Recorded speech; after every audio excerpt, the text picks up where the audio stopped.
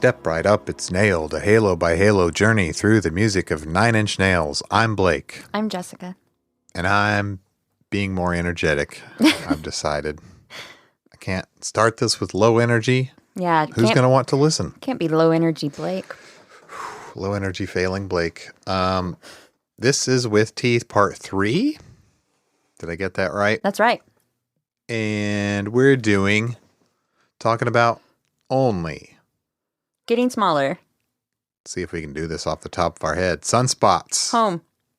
That's it. That's it. Right? Mm-hmm. And yeah, in this edition, we do home. In this house, we do home. Because we are trying to do a more comprehensive study of the album that includes the song you could only get on the vinyl, or, as I just learned, the Japanese or UK versions of the CD had it as a bonus track. Or, if you have the hand that feeds, 10-inch picture disc, it's on that too. Yes. Anyway, those are the 4 songs. This is a nice crop of songs. One of them is a single with its own halo only, so we won't go in depth on Only on this episode. We'll focus on the other 3 and go in depth on Halo 20. Yep. For Only. I was trying to think what number it was. Now that we're getting higher up, I'm going to lose count of these Halos really easily.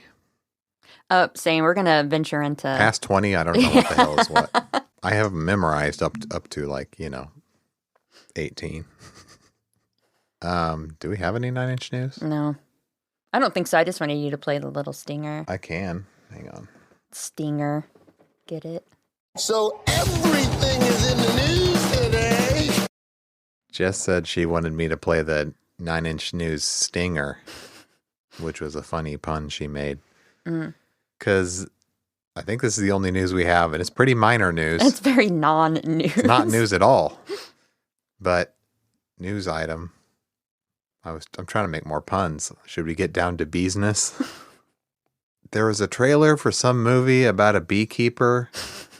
I keep in my mind. It's a Jason Statham movie. It is Jason Statham action movie. Mm-hmm. In my mind, I'm imagining Kevin James being in a beekeeper's uniform. That would be a funnier movie. Anyway, the trailer has a version, let's call it a version of Head Like a Hole. Mm-hmm. So, yeah, Head Like a Hole, back in the popular consciousness, I guess. Beekeeper. Beekeeper makes me think, I know nothing about this movie or the plot at all. Nothing about the premise. I think it's about a beekeeper who kicks ass. The Beekeeper sounds like a prestige film about... Yeah. I don't know. No, that would be called The Beekeeper's Set on Wife. a farm. Oh, I guess The Beekeeper's Wife. Yeah. Or... Do you like this whole thing of we're going to take a pop song in a movie trailer and kind of symphonize it? Is that a word? We're going to make it cinematic and put Hans Zimmer's orchestra behind it and rework it. Is this something that's done commonly? Yes. Oh, I don't really go to a lot of movies or watch a lot of trailers, so I haven't noticed it as a trend. The last trend I noticed in movie trailers was probably like Inception era when everyone had that. Yeah, I know. Yeah. Movie trailers, I don't think I like at all because they all have to be exactly the same. Mm-hmm. They just have this formula and they all do it. And it's like everyone's too afraid to venture 1 inch away from that. We saw a preview that paid like homage to older trailers recently. Okay, yeah. There are exceptions that are good. But now I'm trying to think of another. Okay, I remember it was Avengers Age of Ultron. And they took the Pinocchio song, I've Got No Strings. And this is how dumb it is. And made it dramatic, orchestral. Wait, for real? We're playing it. It's obscene. This is probably when I stopped liking this trend, and now it's just hard to hear. I'm not even totally sure how much I like this Head Like a Hole version. It's just because I don't like this trend. They also, I think it goes all the way back to Social Network. I was about to say the Social Network Radiohead thing. Describe what that is while I find this clip. All I remember is it was kind of a weird trailer that had a choir singing a cover version of Creep. That was Creep. I said that funny. That played a cover version of Creep and or sang a cover version of Creep, and it was slow and haunting and drawn out, if I remember correctly. Yeah. Mm-hmm.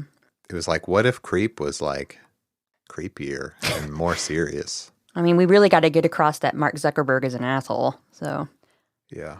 Let's see if this is the one. There's 8,000 trailers for this 8-year-old movie. You're all puppets. Tangled in strings. Strings.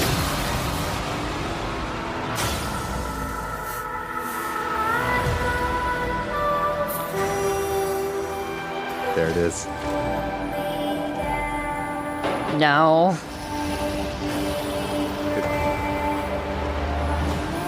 No. Why? Just why?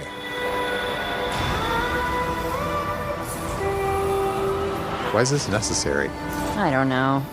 Look, we're not a movie trailer podcast, Anyway, we have but to... that gets an F. That gets no inches. 2 thumbs down. 0 inches. But we'll have to get back on topic before people tune off. All Tune right. off? Turn off? Tune off. Tune out? Turn on. Turn off. Sorry. Right. Okay, that's 9-inch news, I guess.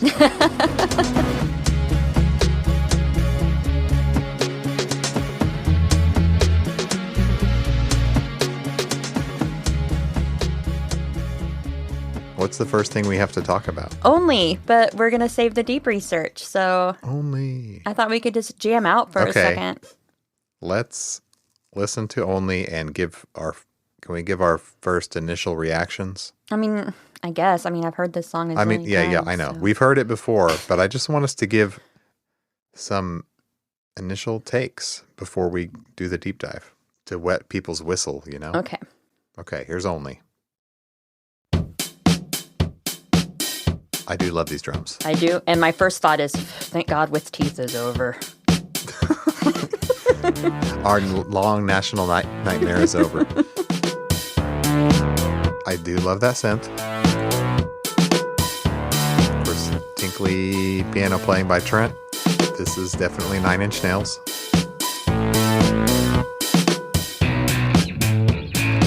And the extremely dirty bass, which I think is on every single song of With Teeth. Some more of it.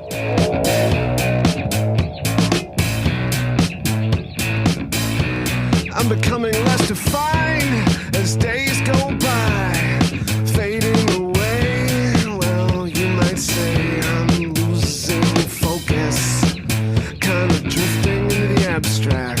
So he's rapping again. I see myself. Yes. Sing talking. Sing talking, yeah. I think I can see It right. doesn't really sound like rapping to me. It's just Nah. more like, I think I can see right. I mean, that's definitely singing right there. Sometimes It's a mixture of singing and talking, myself but a little bit throwback to Down in It. about fitting into the world, your world that is, 'cause it doesn't really matter. Really doesn't really matter. Really doesn't really matter. Ooh, love that. That is probably the coolest synth in the song. Anymore.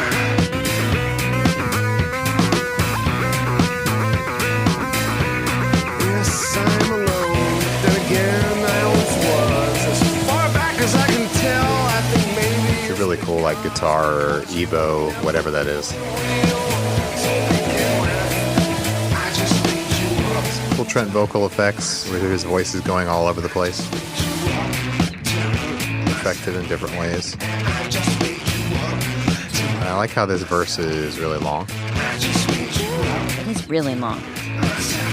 It's like Takes a while to get to that chorus. abnormal. Yeah, and that's on purpose, I'm sure. And it works. They make you wait for it. Yes, it did. Woo!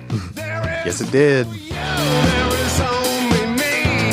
There is no you. Do you like that funky little guitar on the right? There is no fucking you. There is only me. There is no fucking you. Did you ever hear the radio cut of this? Where they have to take out all the... I have not, Fucks. actually. It's kind of awkward. Okay. Oh, I should just play it. I'll play the chorus of it after this.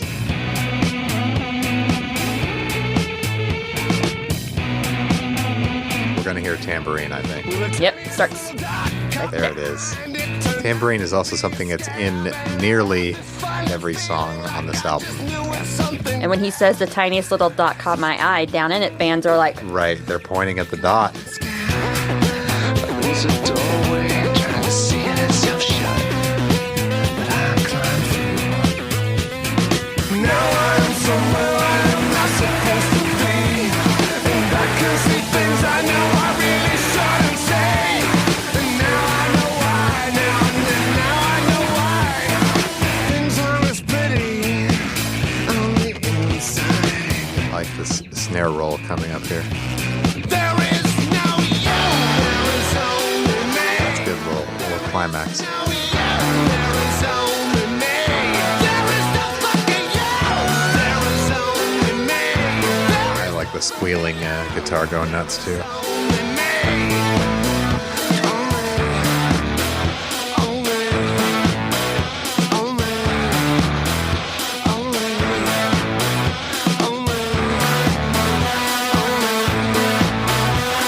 The song's really simple in a way, in some ways.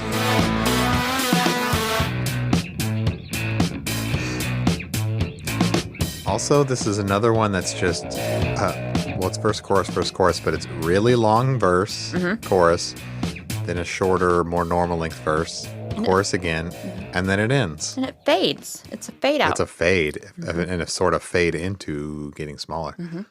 But there's a bunch on this album that are verse, chorus, and outro type thing. He was like, let's just make a rock record, guys. Get in, get out. It's a simple structure album, but I like how he does make it more interesting with things like an abnormally long verse that makes you wait for it, you know? Or really weird synth sounds or Yeah. whatever. Let's see if I can find the censored cut. With Teeth, Kids Bop. Has there ever been a Nine Inch Nails Kids Bop track? No, surely not. I want Kids Bop to do Closer. They can sing I Wanna Love You Like an Animal like Maxwell did on his cover. Oh my God. Radio edit. Clean. Yes, it did. There is no you. There is only me. There is no you. There is only me. There is no fucking you. There is only me. There is no fucking you. There is only You only hear the king. There is no King You. There's Who's no he way calling king? I would ever figure out what he's saying there if I heard that on the radio. Right. No way. I do remember hearing that one on the radio. Maybe he was saying ducking. He predicted the iPhone. Yeah, I remember them playing when they finally were done playing The Hand That Feeds. They played only, maybe not quite as often, on the local butt rock channel. Cock rock? You could probably call it both things. I would say butt rock. Because eventually, like, the alternative stations started playing all that post-grunge crap and new metal. They very much were at the time. So that's only, but we'll get into it more later. Mm-hmm. Do you want to talk about getting smaller? Yes. Okay. I don't really have a lot, and I feel really bad. It's okay. There's not a lot out there about these songs. Drums, Grohl provided the drums for Getting Of Smaller. course. This track was leaked in 2005, along with The Line Begins to Blur and The Hand That Feeds. Do you remember hearing this? I remember the leak. I think I talked about it maybe in our intro episode. Didn't know if you remembered hearing I do. I remember. Getting Smaller. Yeah, I remember it because I was like, "Holy shit! This like is really like going way harder in a rock sense than I'm used to with Nine Inch Nails." I thought it was pretty cool because it's just so aggressive and exciting and loud and fast. It's really fast. It is really fast. Would you describe it as the poppiest track on With Teeth? No. Pitchfork did. Pitchfork is fucking on an album with The Hand That Feeds, basically a bubblegum pop song about George Bush. They're calling this one the poppiest. It's like it's related to punk more than it is pop. I mean, it's pretty polished in a way, but yeah, it's influenced by that punk and post-punk stuff. Let me see if I can find Right? the actual quote. Oh yeah, definitely. Getting Smaller, the record's poppiest track, comes off as a faster-paced cousin of Pixie's Planet of Sound, with a per ubu quote thrown in for you hipster cats. Hey, at least they caught that, because I didn't catch it until you told me. There you go. Anyway, I just went through all the reviews that I had to see if anyone talked about this song, because it seems like the song is a weird one because of a certain lyric that people yeah. like to laugh at or make fun of. And I think it's just because of the imagery, because it never really bothered me at all. It makes a lot of top 5 cringiest lyrics lists. But it's not even his lyric. Anyway, I know we went over that. I think it's a funny image, so I think that maybe that is why people are kind of like about it. All I can think is we're talking about flip flop, right? Mm-hmm. All I can think is Trent doing the Kermit the Frog. His arms are going Well, yeah. flapping back and forth. Can you make your arms flip flop? Maybe if they had no bones, I could do the Kermit. I wish I could just You know who do a limp noodle thing. We just watched Stop Making Sense in the theater, Oh. the remaster. Yeah, someone can really make flippy floppy. You know what I mean? I mean, not only did they have the song called Making Flippy Floppy,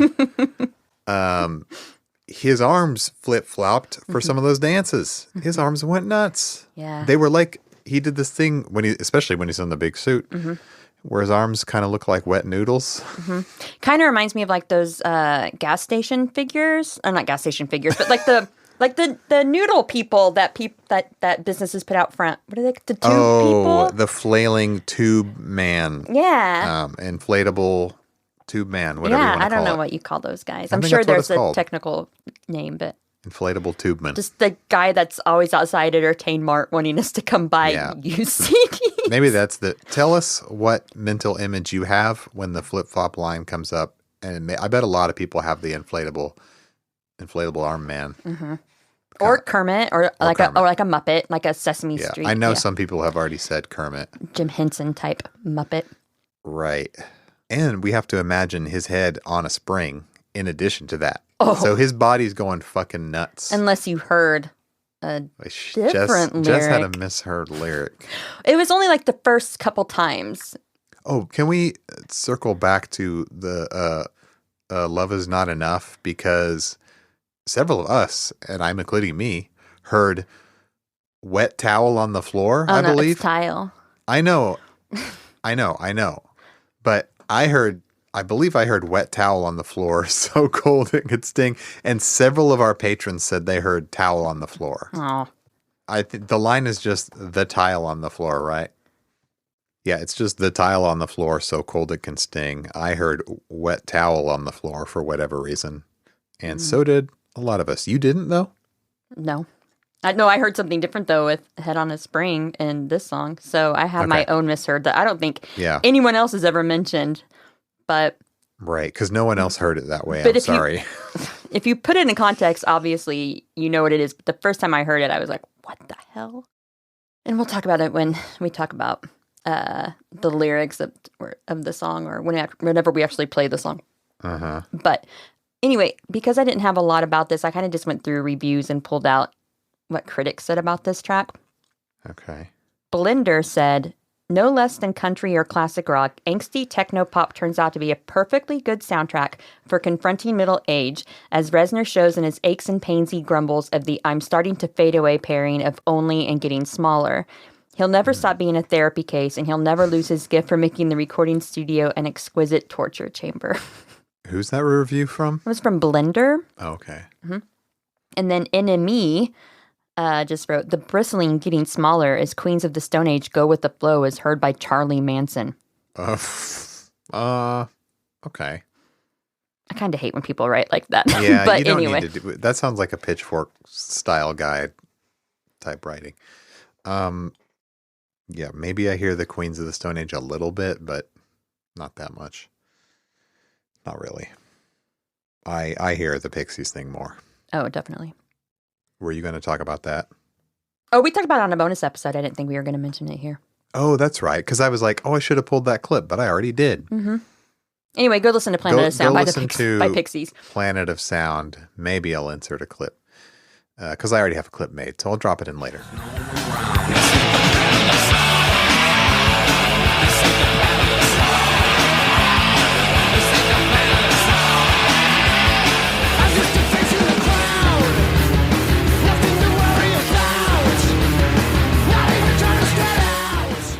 Is there anything else about this? It was used in Tony Hawk's Project 8. Oh my God. I did not know that. Well, now you do. Now you know. So it's their most pop punk song ever. It was in a Tony Hawk game. Tony Hawk approved. Yeah, it is interesting that two sort of, you could interpret them as midlife crisis type lyrics. Help, I'm disappearing. As a person who's getting there.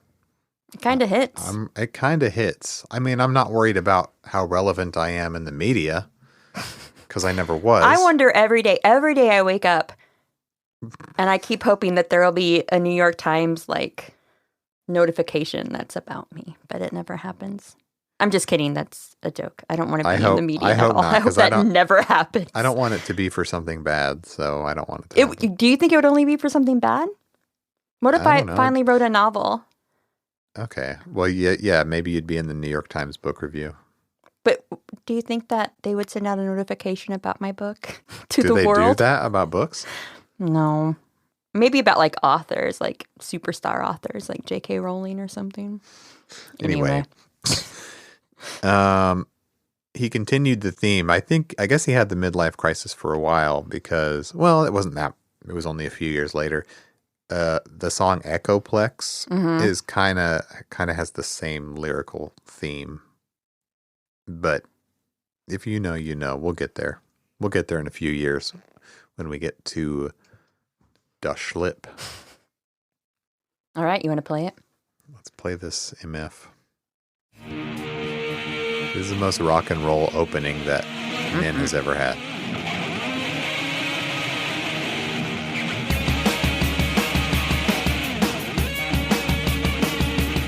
Machine gun beat from Grohl.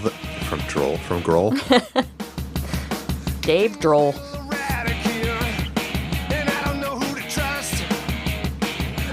Pretty cool little guitar line there.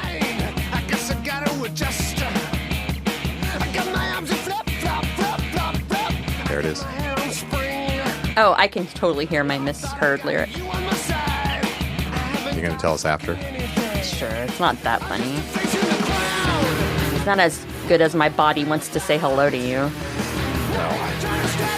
It really blows up in the chorus. That guitar line goes pretty hard.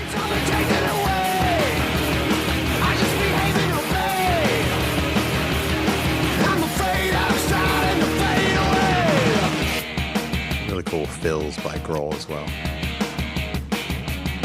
I like this coming up. You know? That right there. Tambourine just came in. Gotta have it.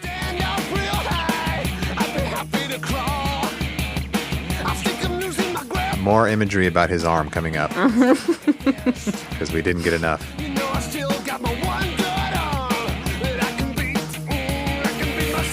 I kind of like that line delivery though.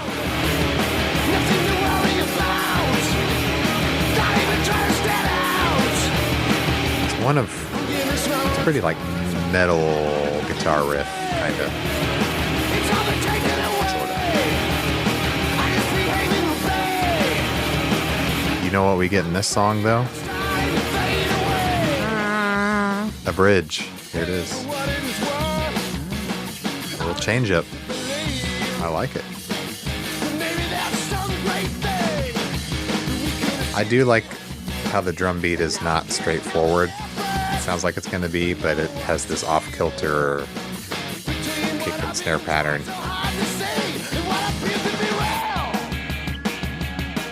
Right there.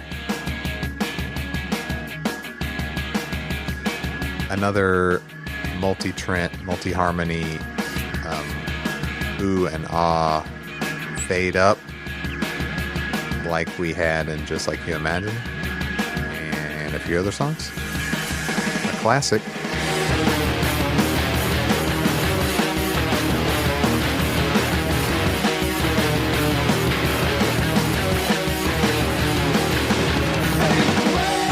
This is really rock and roll for Nin. It's a little bit different.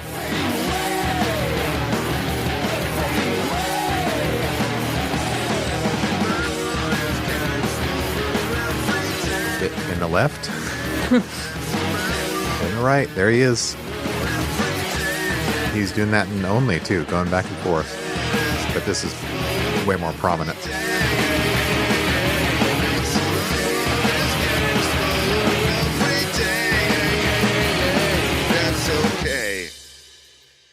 I like how it ends there.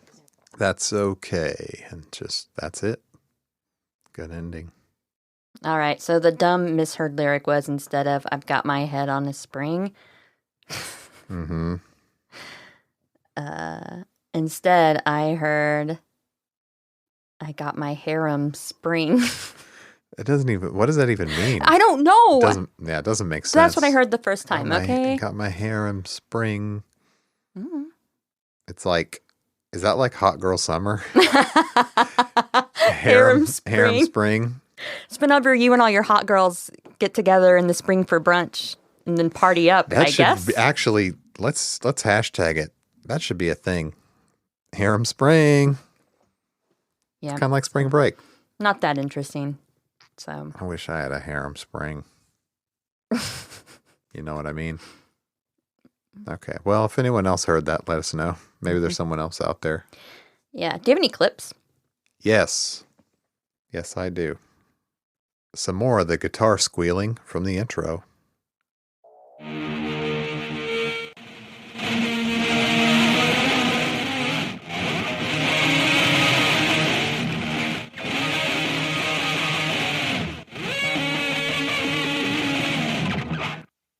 For this one, I wasn't able to get a lot of vocals, tragically, because I get the vocals from the 5.1 tracks.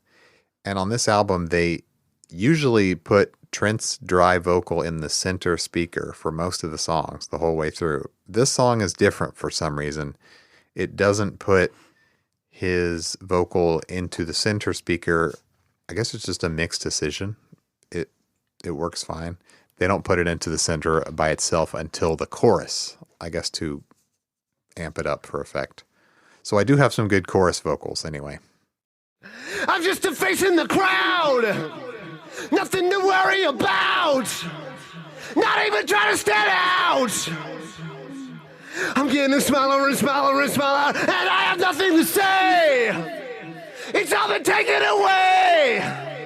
I just behave and obey. I'm afraid I'm starting to fade away. Some really cool delay there. He goes very hard on the vocal take, the delivery there. What do you think? Yeah. Goes hard. He's just really belting it, is what I'm saying. Guitars from the chorus.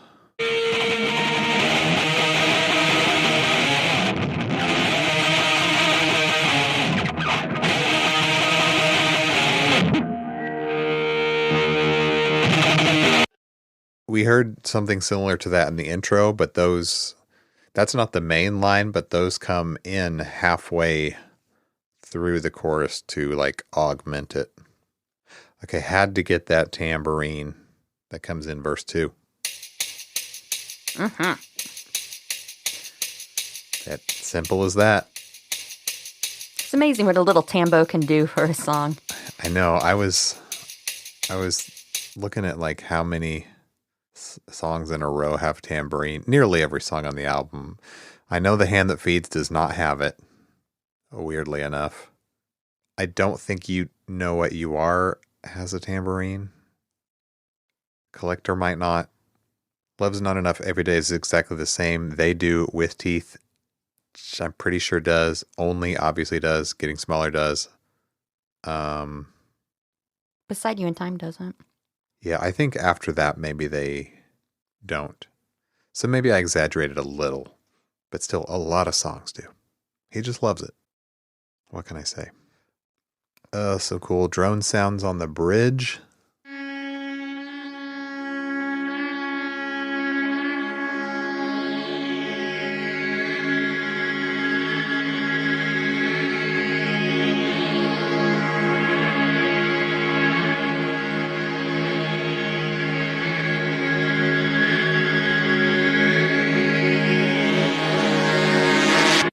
Love that like buzzing insect crescendo right up to the end. Beekeeper should have used this. What Oh were my they God, thinking? it should have. I really like that, actually. I think this could have been used for like an entirely different type of song. But it's like underneath the like harmony vocal part, which I couldn't get isolated, sadly. Okay, some vocals at the end that contain a guitar jump scare. So this is your warning. Okay. I titled this Jump Scare, so something is coming. Fading away! Fading away! Fading away! Fading away! My world is getting smaller every day. Hey, hey, hey, hey, and that's okay. My world is getting smaller every day. Hey, hey, hey, hey, and that's okay. My world is getting smaller every day. Hey, hey, hey, and that's okay. My world is getting smaller every day. Hey, hey, hey, that's okay. Yeah, sorry if those spooked you. I was okay. I was prepared. So Okay, that's all I have for that one. That song that song is just very like apparent and in your yeah, face. it feels very straightforward. Yeah. Like there's not a lot of hidden. I couldn't get the drums isolated in those tracks because they aren't. But if I heard them isolated, I don't think it would bring anything to light. They're just so loud in the mix, and they speak for themselves, as do the guitar and bass parts, I think. Yeah. Did you want to talk about the lyrics more at all, or what you think the song is about, or do you just kind of want to? I thought we kind of did already. I mean, I like- guess it's just kind of about like what irrelevance as you age. I don't know. Yeah. I have that fear a lot, being, a 41-year-old woman. I think you could, no, I know. I think you could also put it into the paranoid anxiety songs. I mean, they all are, but that category, like, could this fit into the abandoned concept? Because he's talking It does about a little bit. There are some lyrics that make me think about Bleed Through and that concept as well. There's the lyric in the bridge that's like, and now I can't tell the difference or know what to feel between what I've been trying too hard to see and what appears to be real. Yeah, some of this stuff sounds like stuff we hear in like Right Where It Belongs. He says they got a way of reading my mind. I mean, that's quite a paranoid thought. Plus, it sounds like we're getting seeds in some of this stuff of what we're going to get into in the next album. Mm-hmm. I think this is kind of a starting point, especially when you start to look at the unused lyrics on the big lyric poster. Mm-hmm.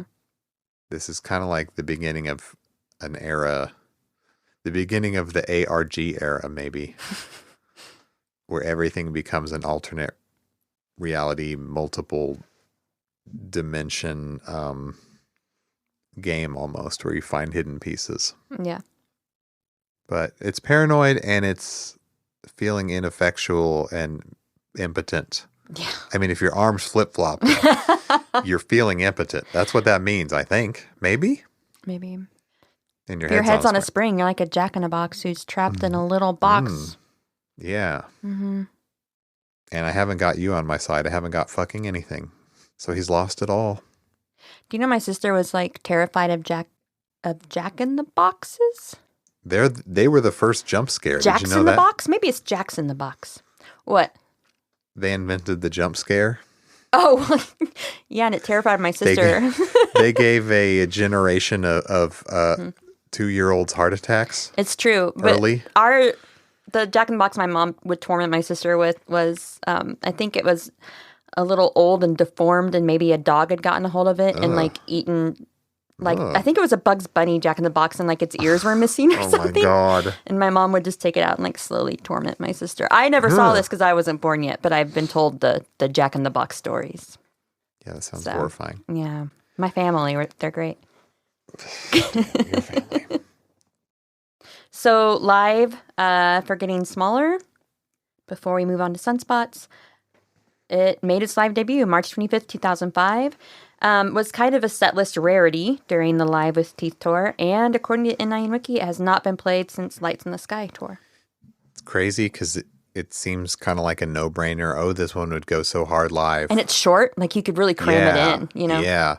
And it's just like built for a rock band. It's really high energy. Really high energy. It'd be a way to pump up the crowd. So, I mean, they did play it for a while Yeah. there, but I can kind of see why they didn't keep it, forever, keep it around forever. I'll wait until we get to the live video, Okay. live DVD Okay. to say more. Okay. Sunspots. Sunspots, All right. everyone's favorite song on With Teeth. Apparently, though, today I learned that some people thought it was a guilty pleasure for a very long time and that no one else liked it. Everyone was afraid to say they loved it until it was played live. And it was not played live for an obscenely long time. I'll let you get to that at the Yeah, end. we'll talk about that later. I don't know. I'd never had any. Like I said, I'm a latter half person. Stan, That's right. I'm a latter half stan. And so we're getting into that we're getting the thick of it. into And that good stuff. it's really good. But we can talk more about interpretation of the song. And do you consider it a sister song to With Teeth? in a way? Absolutely. And I already talked about how if you put a really straightforward beat on With Teeth, it would sound just like the Sunspots lesser liked brother or something. Yeah, and I think also the interpretation of the lyrics is also kind of the same as With Yeah. Teeth, but maybe not as I bad. would say With Teeth It's still using a woman as a they're both about using the woman metaphor, but I'd say With Teeth leans more to the drugs side and Sunspots leans more to the sex side. Maybe? Am I wrong well, there? you could interpret it probably either way. Is it a song about addiction and drugs where the woman is still Yeah. this person who turns him on, makes it real, or is it a lust kind of song? Like It what sounds is more it? lusty to me, but I could see how you can interpret it both ways. However, It could mean both. We you don't could know. one could say two songs where we have the woman as drug metaphor. You would be correct in saying that's a bit much on the same album, but also he could be doing the With Teeth is the bad side of it, and the Sunspots is the good side It's of it. the fun side of It's the sexy side of it. Like It's the what makes it attractive, right? It Yeah. makes you feel good. with Teeth, we're just hearing about the bad shit and how he can't go through this again. We don't have that kind of agonizing on Sunspots. I mean, there's a little bit like towards the end, some of the lyrics yeah, I in mean, there go towards a darker side. right. There's no Nine Inch Nails song that's just all cheery, True. obviously. Like, can't we just have a fuck song without any darkness in it? Definitely not. Oh, okay. Because he's not who's someone who writes fuck songs? He's not the Isley Brothers. The Weeknd? Yeah, he's not the Weeknd. He's got to put some stuff about self-loathing in there, like What is Closer. it? What do the kids fuck to? Probably some R&B that we don't even Drake? know about. God forbid. Live drums, Grohl, or Droll, as Blake said earlier. Dave Droll. Can I say on Dave that, Grohl. Sorry. when it starts and just kind of the main verse beat sounds very sequenced to me and not real at all. Although when it gets to the chorus, that's when it sounds like Grohl to me, and especially when he's doing like fills. So I think it's a combination. Okay. But I want to talk about, there's a certain sound, and I'm sure you're going to play clips of it in your clips corner, but there's a sound that's very loved amongst Nine Inch Nails fans. People describe it as sounding like a blender, maybe sounding like a vacuum cleaner. I bet there are people who are annoyed by it. I bet it Okay. can't be universally universally beloved. Okay, well, it's beloved by me. I might have had a love-hate relationship. No, I never hated it. I love it. It's so interesting. And it's the vacuum so cleaner cool. synth, there was a time recently when I was like, I bet you could do a version of this song without the where you remove that altogether, that synth, and it would be a great rock song. But today listening, I was like, that would actually take away a lot of its uniqueness and character. So it's probably best to keep that in. Yeah. So I want to talk about how Reznor got that sound. And most people won't believe me when I say it was with a Hoover, but it was with a Hoover, just a run-of-the-mill $65 Hoover vacuum at Walmart. I heard it was a Dyson. He didn't have money for a Dyson. He didn't have his credit card on him. He only had like... Those aren't cheap. Yeah. No. Okay. Obviously, that's not true. And that was also a dumb joke, and I'm sorry. No, that's funny. I always imagine Atticus... Like just vacuuming like Atticus a rug. hoovering around the studio. Yeah. But this is what Reznor said in Remix Magazine on getting that sound. He said, I believe we did that with the French Connection, which is a CV keyboard player based on the Martineau. And we'll talk about the Martineau in a second. There's some really cool stuff I learned about it. We'll talk about how I pronounce it. Essentially, it's got a wire control with a ring on it. So you put your finger in that. I love this thing. And you've got a keyboard right above it. So the wire acts almost like a theremin, but it just sends out continuous CV. Should I say what that is? Yes. That's control voltage, Jess. Ah, okay. So you can choose to either play it from the keyboard or from the ring, and it's difficult to get it right. That's another example of something that lends itself to performance instead of MIDI recording. You try it and you realize that you're off a little bit. It's tough to do, but it does give you a very distinct performance. I think its origins were back in the days of trying to take the idea of a synthesizer and making it an expressive instrument that's not just locked into an organ-type keyboard in very strict intervals. I love that thing. I want one. Yeah, so the Martineau that he's talking about, and I believe you pronounce it, my French isn't very good, guys. This is how, okay, can I say how the Ozarkian said it? This is how I've always said it in my head. Yes. Andes Martinot. I don't think I ever talked about it out loud. Well, no, I know. Until now. We live in an area that has a lot of areas that are named French terms, but they're very God. Ozarkian. For example, there's a example, the word Ozarks.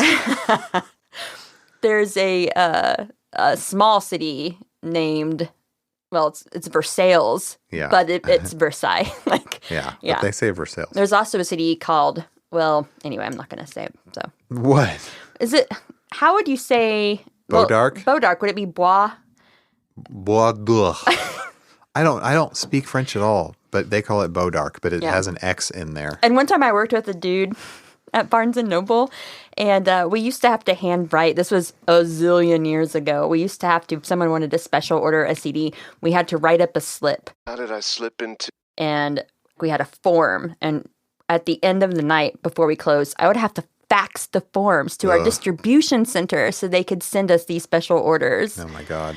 But I remember I came in for the closing shift, and I was looking at the forms, and my friend who worked in the news department with me wrote Beaudark and spelled it Bodarck. That's how it should be. Yeah, I mean. Amazing. Yeah, I mean, he did it as a joke. He knew how it was spelled, but he was just being funny. Okay. So the Martineau. The Martineau. So the French Connection is based upon this instrument called the Martineau, and I was actually very fascinated by it as I was researching last night.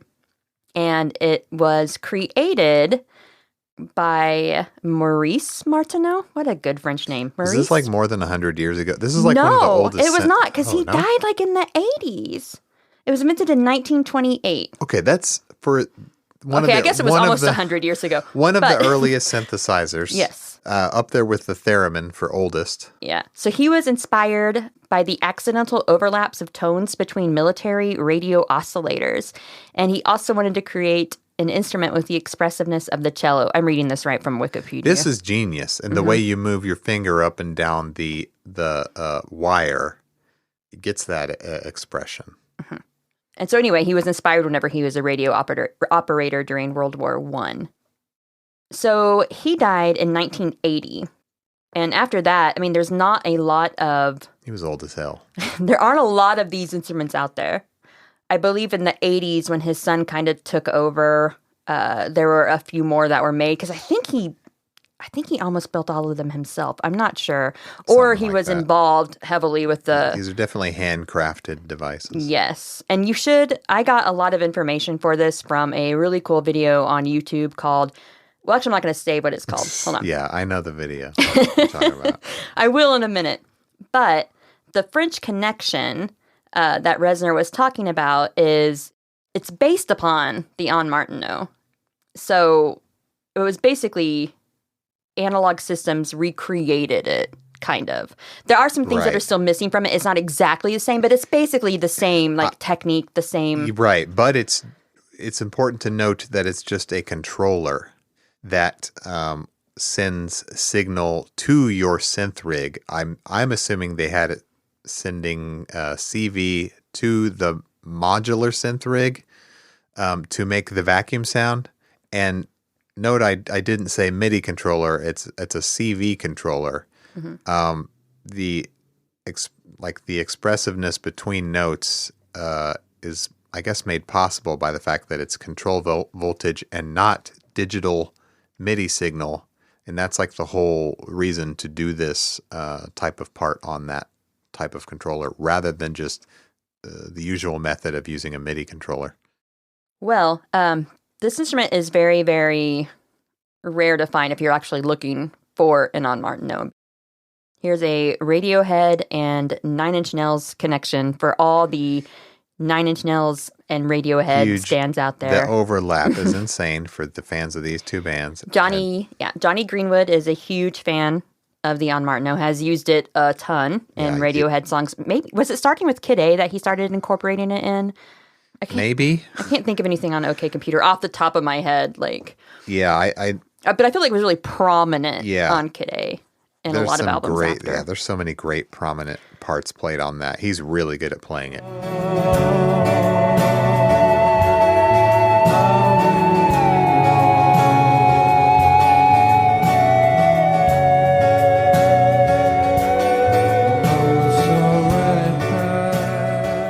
And so he was afraid, though, of taking his rare instrument out Yeah. on tour.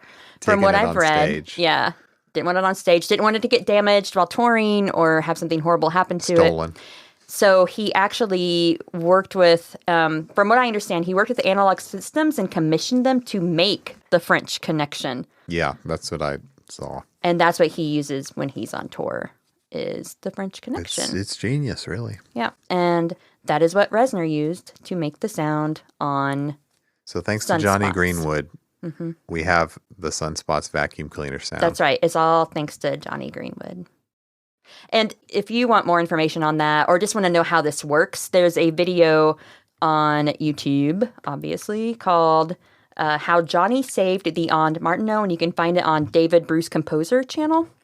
It had some cool, a little brief clips of Johnny being interviewed about why he likes this instrument and demos of people playing it, and then tells you how it was made and gets more into detail about things that I don't understand, but I find completely fascinating about Yeah, how it the was instrument really cool. works. It's a cool I video. love little history of synth video. You should also check out Synth History. Anyway, I also talked about dead instruments, which was something I found fascinating and never really thought about. Was how when a creator of an instrument dies, and if the instrument isn't has cult popularity or some kind of people who are out there using it. There's a lot of Then cool it just stuff dies. like that out there, like the Mellotron and the Chamberlain. Because they're like cousin instruments. I think the Chamberlain might have been the predecessor. Anyway. I just thought that was neat, you know? Mm-hmm. I just think they're neat. I just think they're neat. Do you want to play the song? Yes. At long last.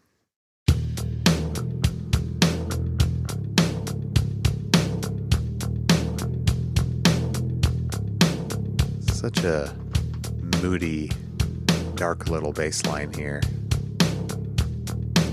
So you think this drum part right here is sequenced? It sounds like it. Could be some single hits done by Grohl.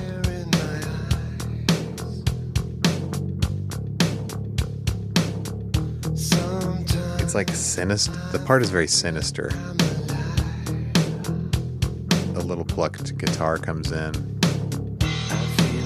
Even that crash sounds so dark and sinister.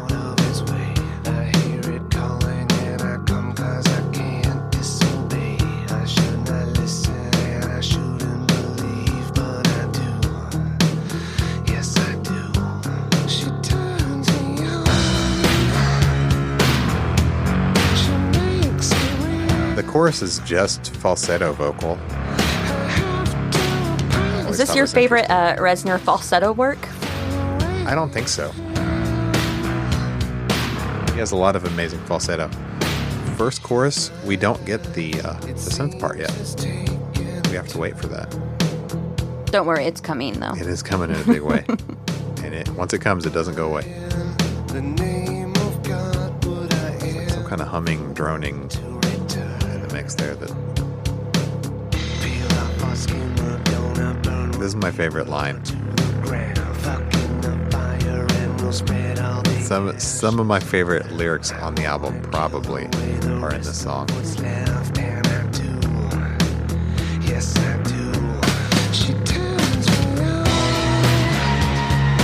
There it is.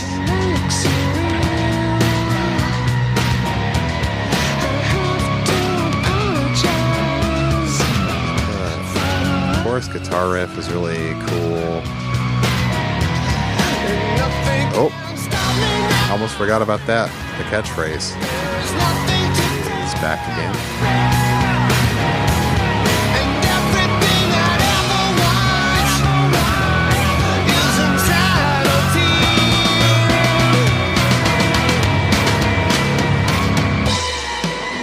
You kind of get like a solo of the sound.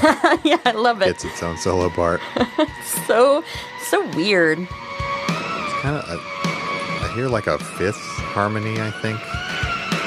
Got some strong overtones there. That's definitely a Grohl fill. Yeah, it sounds a lot, with the open hat, sounds a lot more organic on the chorus.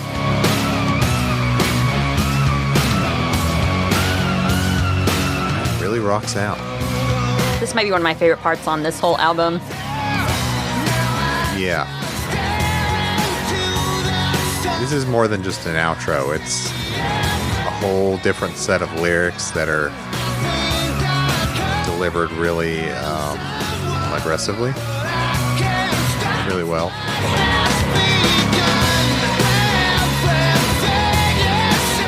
Those high guitars are cool too.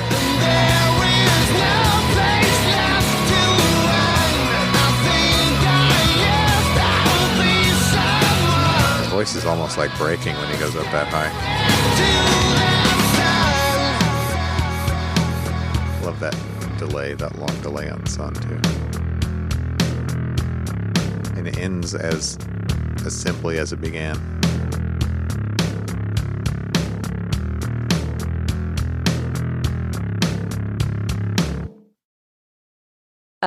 Do you have any clips for us? Clips, yes, I do. I'll start with some vocals. Sunspots cast a glare in my eyes. Sometimes I And a little of the guitar. I'm alive.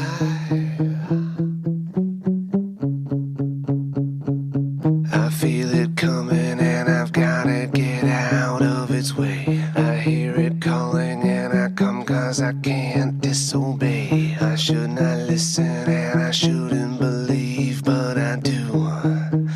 Yes, I do. Then there's some backup vocals on that. I don't think I really noticed until I dug into it. Sunspots cast a glare in my eyes. It's just kind of like a falsetto doubling of the main part. Sometimes I forget I'm alive. It's really quiet in the mix. I boosted it up a lot. That's really cool. Yeah. And then that, speaking of falsetto, that chorus. She turns me on. She makes it real. I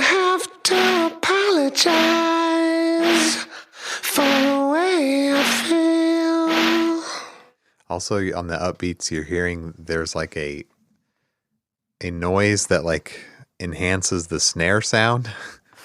Almost makes it sound like a clap when Is you that put what them it together. was? Yeah, it's Oh, like okay. on the snares. Listen. She turns me on. Oh. She makes it real. Yeah, it's just something that's added to the snare. It sounds better when it's all played together. But for some reason, it was in the center channel. Just the chorus guitar.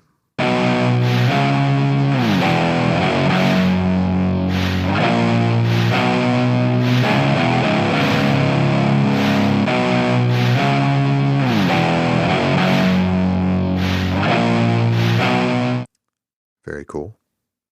Verse, 2 vocals, and some other stuff. My life, it seems, has taken a turn.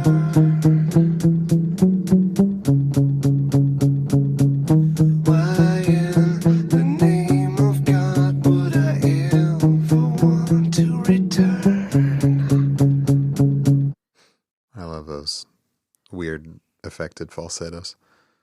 I called the second part of verse 2 the sexy vocals. So turn your speakers up. Okay. Peel off our skin, we're gonna burn what we were to the ground. Fucking the fire and we'll spread all the ashes around. I wanna kill away the rest of what's left, and I do. Yes, I do. Okay, some noises that you might not have known were there. It's like a flange thing. A synth sequence with really heavy flange on it, maybe.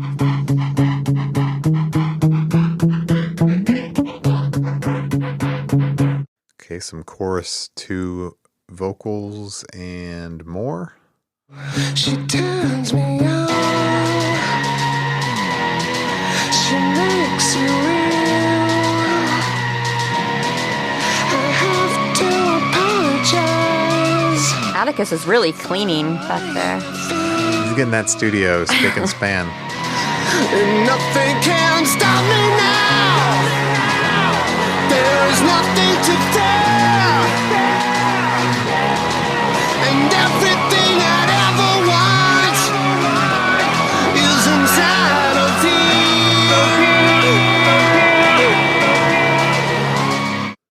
A lot going on there that we'll get into some of it. I like that the second chorus is like doubled in length with extra lyrics, including Nothing Can Stop Me Now. Right after that, we hear the word here delayed, echoed out.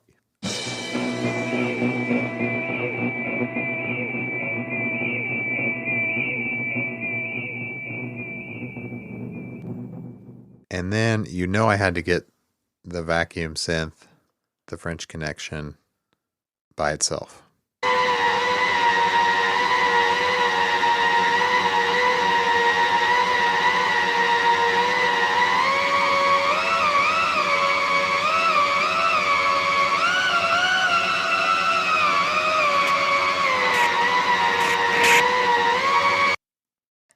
Cool, right? Way cool. Toward the end, the guitar chorus riff is doubled with what sounds like a synth part to like beef it up.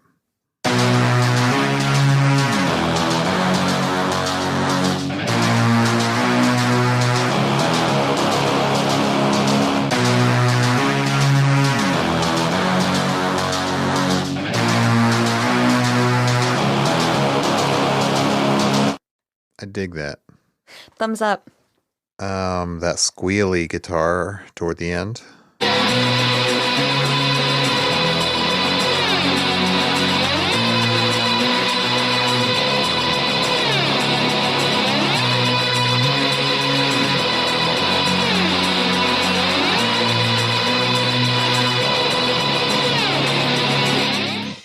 And then the vocals at the end. Inside of here, now I just stare into the sun, and I see everything is Tambourine. Been someone, but I can't stop what has begun. When everything is said and done, and there is no place left to run, I think I used to be someone. Now I just stare into the sun. I just want to say that people need to stop staring into the sun so much. It's not good. It's not good not for your advisable. eyes. U2 did it in the 90s. It's not good. You two did it? There was a song called Staring at the Sun. Do Oh. you not remember that from Pop? I don't care. I never really cared about you two. Well, anyway. Sorry. That was probably my favorite single from that album. I did want to say I love how the delay on the word sun is so extreme at the very end there. And that's all I got for sunspots. Nice. I do want to talk about the live performance of Sunspots. This is, to me, one of those better live songs. So it made its live debut on June 21st, 2022 at Brixton Academy, Only London. Only a little over a year 17? ago. No. Oh, sorry. 17 years too late, or not too late, 17 years later. Yeah. So I reached out on Discord and I asked some of our patrons who were there if they wanted to share their experience about seeing the live debut of Sunspots. But also, we were at the live American debut at Red Rocks, so Pretty lucky. No big whoop. Was hoping for that. No, I was kidding. That was a joke. It's not as big of a whoop as the Brixton. Was it the back-to-back American debut of Sunspots and Everything? And everything. Yeah, we'll talk about that. Because, That was pretty intense crowd moment. yeah, one of our patrons shared it. Yeah. I can't remember if I can't remember what I said about Tambourine, but there did in fact turn out to be Tambourine at the end of Sunspots. You know what? It wasn't super prominent. Yeah, it's a little lower in the mix, but you can hear it when You can hear it whenever you were playing those. But yeah, I don't think I know. yeah, it's there. That's what matters. Okay. So I posted it though last night at 9. So I think most of our overseas friends were in bed or getting ready for work whenever I posted it. But should I start with the Red Rocks crew or should I start with people who were over there who actually saw it? Start chronologically with the people who saw it in the UK. So I think there were 2 people who responded who were in the UK, and one of them is Stacy. Shout out. And Stacy sent me a direct message.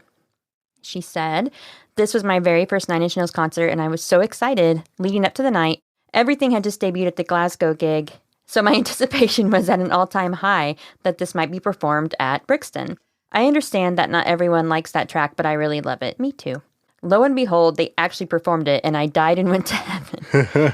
There was a definite buzz in the audience for that one. When Sunspots came on, I have to admit that I didn't appreciate the significance of it at the time, as I had no idea that they hadn't performed it before. Oh, damn. Yeah. I can't say I noticed the crowd going nuts or anything like that, but their performance was great and I loved it. The lighting was perfect and it was all very sexy, even the vacuum cleaner parts. The sexiest part. When Atticus busted out the Hoover. That night was so special to me, and it remains one of the best nights of my life. I feel so privileged to have seen this gig. It was amazing. Yeah, I wish I was there for that. And then I believe Jacob also posted about it because he was at the gig. Jacob said, "I was there. Absolutely electric moment. I remember there being a brief, 0.5 second silence while everyone was just realizing what was happening." So there you go. I think those are the only 2 people who saw the Brixton debut. Yeah. Now our American buddies who were at Red Rocks, the Red Rocks crew. Shout out. It's more than a year ago now. I know, isn't that weird? But shout out to the people who said hi. Rooker said, "I don't even remember them playing it. I can't remember shit." He's canceled for that one. Sorry. I don't think he knew he was at a Nine Inch Nails show. To be honest. He's like, "This is no effects. Where am I?" And Asher said, I was extremely excited, but my mom couldn't care less. She doesn't even like Sunspots at all. What the fuck? I think she would have had a better time if everything in Sunspots were replaced with like Something I Can Never Have and All Time Low or most other Nine Inch Nails songs. Those songs have been played a lot already, though. I just picked 2 of her faves. I think Jack chimed in. Okay, so Jack replied and said, I came everywhere. 10 out of 10 moment. And then he continues, and then I shouted everything after Sunspots finished, and then they actually played everything, and the guy next to me thought I was Jesus. He definitely manifested it. Our friend Resner Audio said, I would have told you to yell, we're in this together next. And Jack replied with, I tried yelling deep a few times later that night, and it didn't work. I think he lost faith in me. He got greedy with deep, I must say. Can you imagine if he started playing Like, deep? Here's deep for no good reason. Yeah. Oh, and Resner Audio said it was one of the moments that really made it worth traveling all the way over there for. I enjoyed seeing those people as well. But yeah, Yes, that was totally I enjoyed awesome. meeting everyone. But yeah, it was really cool. I loved hearing Sunspots live and everything. I hope everything I was really excited for. I just felt lucky that we got to be there. And we also had the 1-2 punch of I'm Afraid of Americans followed by Fashion. Right. That was just mind-blowing. Yeah. That was really, really cool. Good covers there. So, another song we saw that night. Wait. Oh, Home? Mm-hmm. Yeah, that was the same night. Oh, cool. Yeah. That night was crazy. That night was buck wild. So, Home, you want to talk about it? Yes. Hey, guess what? I don't have a lot of info about it. That's okay. We already know it's not on your CD. It's not on your not. 5.1 DVD either, sadly. No. I wish there was a surround mix of it. Yeah, we already talked. It's available in a lot of international versions and the Hand That Feeds 10-inch picture disc. Live drums on it are Jerome. So Jerome did is it, but hitting them like his life depended on it. Yeah. And it shows. Yep. Do we want to play the song? Yeah. This is another bleed through-y kind of theme song.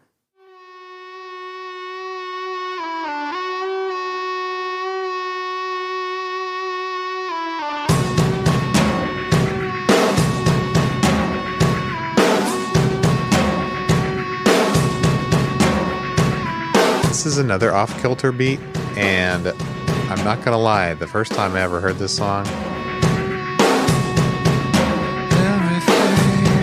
like with Teeth, I had the rhythmic displacement again, and I was thrown off, and I was like, oh no, not again. I was panicking. Now, though, I can get right into the groove, and I really like it.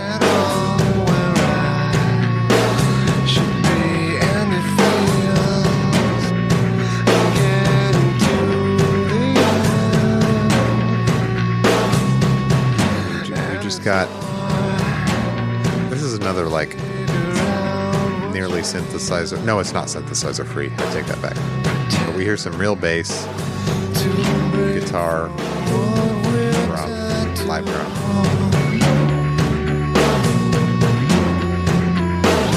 God knows how much I've tried to.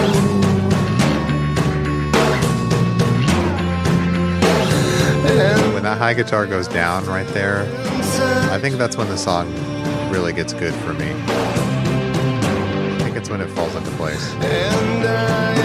I'd agree with that. Yeah. I have mixed feelings on that high whiny guitar at the beginning. Now we're hearing kind of like a gliding bass synth. In addition to the bass guitar, I guess. There's something like clinky in there too. I can't tell if it's a guitar pluck or a keyboard. Until you came along, I returned to the only place I've ever felt that I belong. To live for what we're tied to. I like how the pretty little bell sound follows the vocal melody there. Knows how much I've tried to. Kind of sounds like his voice is cut off in that part too. I am still inside you.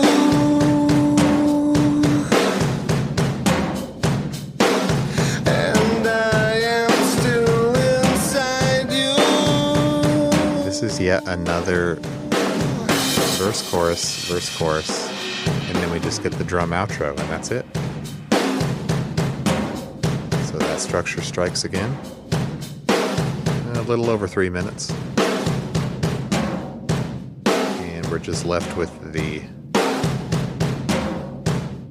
world's boomiest drums from Jerome there. But pretty, that one's different. Yeah. It hits different. I still feel a lot of bleed through elements in this, right? Like, I awake to find I'm not where I should be. It's hard to figure out what's real and what's pretend. Yeah. Someone was saying that reminded them of, I think it was a patron, Hannah, reminded them of something similar, something like And All That Could Have Been, the Still song. But I can kind of hear where they're semi-related. They have a kind of vulnerable feeling to them. A lot of, even despite the huge booming drums, there's a lot of softness to the vocal and guitar and vulnerability. Don't quote me on that, but I think that's what she said. You know, what's wild though? I don't know when you first heard this song, but I did not hear this song until we got the definitive edition vinyl and heard it on that. Oh, really? Yeah. Had you heard it before? I think I looked it up on like YouTube or Oh, something. okay. Listen to it that way. I just had never heard it. And I know some of our listeners are like waiting to hear it.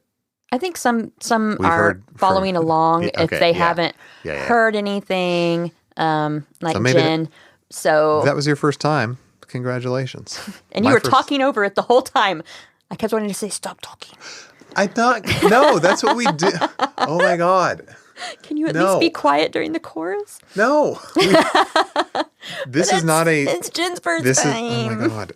This is not a We Just Play Music podcast It should be. because that would get us copyright strikes. Well, if we just We come have in to do every once in a commentary. while and anyway. No. I got to talk over the whole thing. Why do you think this wasn't included on the CD? Like why was it left off? You could make the argument it doesn't fit in that it's different from the feel of the rest of the album. It doesn't have the kind of in your face rock and roll song feel. It's got those drums Yeah, though. I mean those are really in your face. I think there's a lot of the same bleed through themes ties and also addiction ties again. Yeah. And I think the two are very closely related because whenever you're using, I probably have talked about this before maybe, but whenever you're using drugs or any kind of, if you're drinking or Mind-altering taking a gummy substance. or whatever, Taking a gummy. it's like you're creating your own little world where you do feel safe and protected and do kind of go into a different. it's like an alternate reality because you're in an Yeah. alternate state. So the way that you are absorbing things around you is going to be very different from someone who is sober. Yeah, I mean, think about what like denial is. That's like being in a different universe from everyone else, where you believe something very strongly that is not right, and some people are eventually woken up from that, and some never are, sadly. But maybe it has to do with that. I don't know. Maybe. I think thematically it fits, but I could see why maybe I just don't know why you'd put it on the vinyl but not on the CD if it's an Yeah. American pressing. Like, why not just put it on the CD too? Well, I'm saying it's kind of like with the Fragile, maybe. It's like Yeah. you can't decide, so you're just going to have it both ways with different formats. Yeah. Like those songs were maybe ones he was going back and forth on. Like, is it part of the album? Is it not? I mean, I can see how, like, Not So Pretty Now definitely doesn't fit. Yeah. I mean, I love mean, it. I love Not So Pretty Now. I think I it's do too. great. It's unlike any other. It's too early to talk about that song, but Yeah. it's unlike any other Nine Inch Nails. But also it is very Nine Inch Nails. It's strange. This album is very strange. I feel like Yeah. it's It's an not- alternate reality Nine Inch Nails Yeah. And it's definitely one of these things is not like the other album where it stands out as sounding different. And it's the beginning of like a new, obviously beginning of a new era, but I feel like his soundscapes and recording styles were never as complicated as he made them when he was younger and making the Fragile and Downward Spiral. Yeah. Like we never really have gotten an album like No. those since. They've think all been kind of more, He's I don't want to say with teethy, but there's more of, well, even more like stripped down, more simple approach than the agonizing fragile approach. and that is probably just his change in headspace. Yeah, that's a change in as a person. Yeah. But with Teeth was like I feel like it's a transitional jumping off point to the latter half of your career. Yeah. His career. Okay. What else about Home? I don't have anything else. I like it.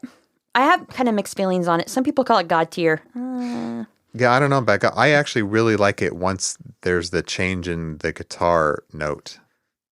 It's weird. Maybe I'll get shit for this, but from the beginning, that guitar makes me think I'm going to get a different kind of song than I'm going to get. Although the song we get, I still like, but it's almost like the note is clashing a little bit. I know he always does like the dissonant, tense notes and harmonies. But for some reason, once the guitar note transitions down, it's just like, oh, this is much better. I don't know that we needed that high note in the beginning at all. Although it's just such a recognizable part of the song that what would it be without? I don't know. I don't know. Probably my favorite part is when it's towards the end where he's singing and I'm still inside you, and it's just over drums, and then the drums just kind of do the outro. It's probably my favorite part of the song. Very sparse, cool. Very minimal. Yeah, I think his vocal performance is really nice. Very pretty. Yeah, it's soft and nice. Yes. Very melancholy. There's something about it, but I wouldn't. I don't know if people are going to get mad. I wouldn't put it in my top tier. I think there's a reason why Trent Reznor is mixed on it and why it's tucked away on the vinyl or on international editions. Yeah. So I think he liked it enough to release it, obviously, but I agree. It is a very nice song, but not a song that I think of when I think of the best Nine Inch Nails songs. I don't even know if I'd put it in my favorite. I mean, this isn't a B-side, but I don't know if I'd put it in my favorite. With these songs? Well, no, I was just thinking of... favorite non-album songs? Yeah, I mean, it is on the album, but it's also not. So I don't even know if I would put it iffy. in. Yeah, it's hard to describe. It's not a B-side, but it kind of is. It's possible it could make my top 5 with Heath songs maybe, but I'm going to have to think about that later down the line. I really am undecided on that so far. Like what my top with Heath songs are.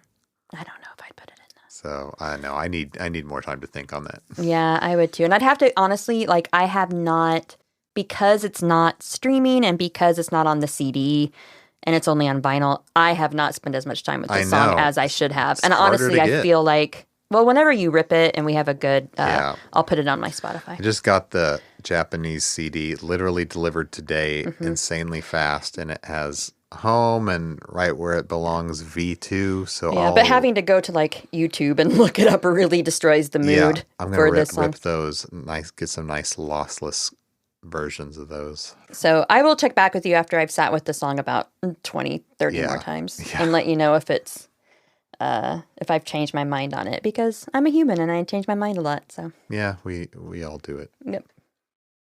Okay, I don't have anything else to say. Home? Oh, you already did the Home Live, or did you? Did you talk about Home Live? Oh no, I don't think I did. It made its live debut on March 23rd, 2005, and was played during the Ninja Tour, and we saw it. Right. So it came back. It was used as an opener in I know on the Ninja era. I don't know if it was ever used as an opener in 05. You can look up some cool videos of Trent coming out to home. I wasn't there, so many of our people were, and they're going to have to correct me. All I know is that Look, we're just dummies. It was used as an opener for some shows, which I think is a very bold choice. Coming out there and home is the first thing you play. Yeah, I don't know if that's really a crowd pumper. Like, I don't know. No, if... it's not. But a lot of people love it. But it's a strong song. So yeah, that's a tough one. It's no terrible sometimes lie. I'm just like, when I'm at a show, I'm just like, play anything. I don't care. Yeah. I'm going to go see Depeche Mode again, and their set list is exactly the same as when we saw them in They're not Chicago. putting a lot of effort. They're not putting Nine Inch Nails lever. They are not doing a Taylor Swift eras. And here's what I think. My new thing now is if you are a band with a huge back catalog and fans who just adore you, maybe you should, if you've released, 14, 15 albums, whatever, play a rando track. How cool would it be to go see... Yeah, a random deep cut. Yeah, a random deep cut. Anyway, every night, just play one different song and keep the rest the same if you want. I don't care. But also, I understand that they are 60 years old. They're getting up there. They probably don't want to do it. Yep. They don't want to Anyway. learn 50-plus songs like Nin did for the most recent tour. Mm-hmm. Or rework or Like, whatever. my God. Rearrange light shows and whatever. Yeah. They got to have the videos ready. Yep. But I'm still excited to go, so it doesn't matter. Yeah, me Yeah. too. They could play anything. I wouldn't care. Dave could come out and just do his cover of Nothing Else Matters, and I'd be fine with it. I forgot about that entirely. I've never even heard it. Oh, Probably don't need to. Anyway, Phoebe does it too. Okay. I heard that one. That's all I got. So one thing we have done for a while is to thank some other contributors to Nailed. So I want to thank Tyler Snell, who does our artwork, and Christopher G. Brown, our intern. And speaking of Christopher, Oh, right. he invited us to be guests on his podcast called When Scary Met Stabby. Yeah, when Scary Met Stabby, which is a funny title. This was fun to do. Yep. We talked about The Menu. Yeah, It's a horror film podcast.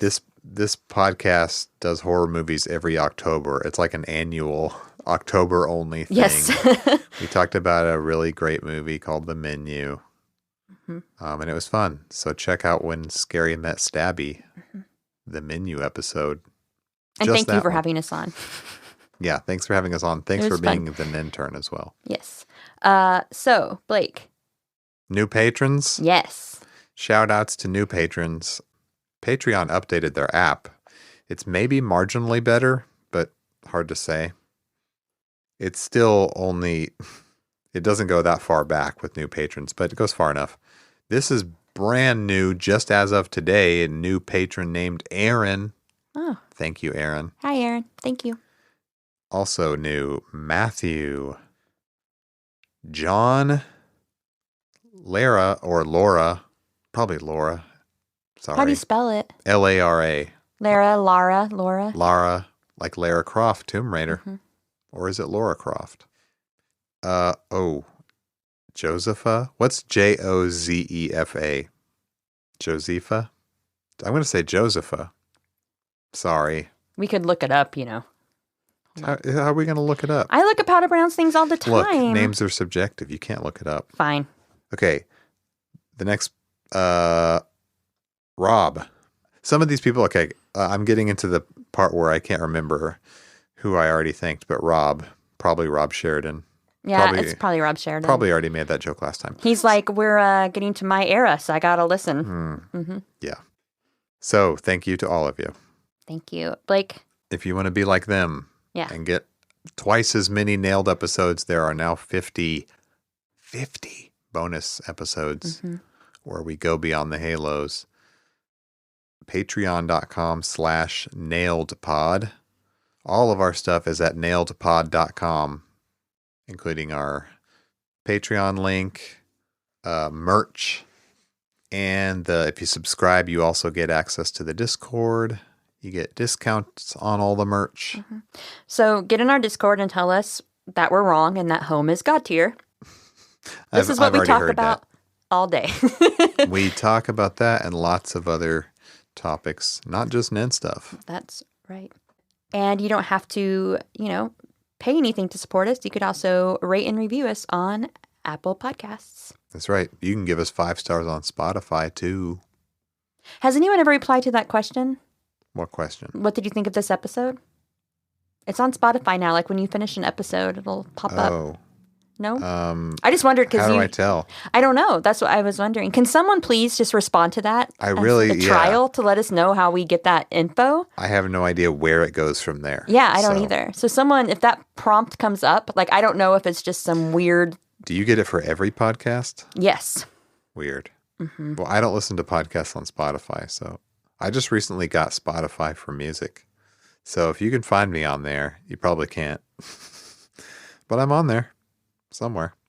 If you're friends with me, they can find you. Okay. Because we're friends. If you're friends with Jessica, find me then. I think that's everything, though. Oh, next bonus episode, we're going to go over, I don't really want to call them B-sides, but I do. Okay, we're going to call them, it's Blake's B-sides episode. B-sides, rarities. With Teeth Era. So, like, Not So Pretty Now, Non-Entity, Right Where It Belongs, version 2. Mm-hmm. Is there anything else? I know there's more. There's one that I'm going to make an argument could be related. What is? Are you going to say for the episode? It'll be a surprise. Okay, sounds good. I'm sure there's, I think there might be one I'm forgetting. Maybe more than one that are tangentially related. Okay. I'll have to check my notes. Anyway, that's our next bonus ep in the bonus feed. And then on the main feed, we will be wrapping up with Teeth, which is bonkers to think we're wrapping up an album so fast. I'm personally glad. We dragged it out too long with The Fragile. There was a lot to cover. There's a lot going on. And it was a huge album. Although not one person said, like, you took too long. So I don't think that's a complaint we've ever got. So that's good, I guess. I'm glad people are cool with it. As long as we take. Even if I get the lyrics wrong. Harem Spring. Look, we've all been there, okay? Whatever. All right. Thanks for tuning in, everyone. Thank you. Do you want me to read what I have in my notes? What? Or do you have a closing line? No, go ahead. Okay, hold on. Bye, bitches. Love you. Didn't that make you feel better?